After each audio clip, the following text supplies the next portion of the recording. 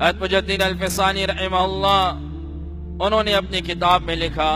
کہ رمضان المبارک میں اتنی برکات اللہ کی آتی ہیں کہ باقی 11 مہینوں کی برکات کو ایک طرف رکھا جائے، رمضان کی برکات کو ایک طرف رکھا جائے، باقی 11 مہینوں کی برکات کو رمضان کی برکات سے وہ نسبت نہیں ہے جو ایک قطرے کو سمندر کے ساتھ ہوتی ہے۔ ایک طرف ایک سمندر ہو اور ایک طرف قطرہ ہو، بتائیں اس سمندر کے سامنے قطرے کی کیا حیثیت ہے؟ رمضان کی مثال ایک سمندر کی ہے، باقی 11 مہینوں کی مثال ایک قطرے کی ہے۔ تو حضرت مجدد الفسانی رحمہ اللہ نے فرمایا کہ جو انسان رمضان کا مہینہ پاتا ہے تو رمضان کا مہینہ پانے کے بعد گویا کہ اسے سمندر مل چکا ہے، گویا کہ یہ نیکیوں کا سیزن ہے۔ اس دنیا میں ہم نے دیکھا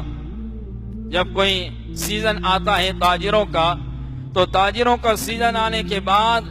کھانے کے اندر اپنے سیزن میں اتنے مشغول ہو جاتے ہیں کہ ان سے کہا جائے بھائی کیسی گزر رہی ہے، کام کیسا ہو رہا ہے، بھائی سیزن چل رہا ہے، نہ دن کے کھانے کی فکر ہے نہ رات کے کھانے کی فکر ہے۔ اسے یہ علم ہوتا ہے کہ یہ چند دن ہے، ان چند دنوں کے اندر میں بھوک برداشت کر لوں گا، اور ان چند دنوں میں بھوک برداشت کرنے کے بعد پورا سال میں بیٹھ کر کھاتا رہوں گا، کیونکہ اسے علم ہے یہ میرا سیزن ہے، اگر میں نے اس سیزن سے فائدہ نہ اٹھایا تو میں تباہ ہو جاؤں گا، میرا مال ہلاک ہو جائے گا، میری تجارت ختم ہو جائے گی۔ اللہ نے گویا کہ اسی طرح رمضان المبارک کو مغفرت کا سیزن قرار دیا ہے، گویا کہ رمضان المبارک یہ مغفرت کا سیزن ہے۔ اگر ہم اس سیزن سے خود فائدہ اٹھانا چاہیں تو یہ ہمارے لیے بہتر ہے، لیکن اگر ہم نے اس سیزن سے فائدہ نہ اٹھایا تو پھر رمضان المبارک کے جانے کے بعد کیا معلوم